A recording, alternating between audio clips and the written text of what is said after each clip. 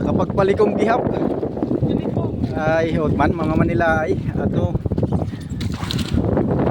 Thank you. Ato man anod. Aton anod. Tarda ko kahoy. At pag ginahabungan nambot yun mapuspusan niya otro. Naban. Muna tang bishop. Puro Manila ay. Ano? Mga Manila ay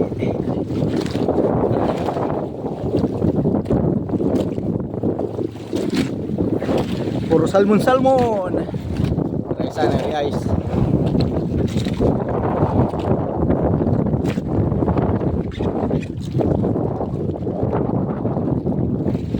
Yan oh. Paldo na yan. Andun na sa ilalim. Dumyang. 5 kabudiga. Ang palikong.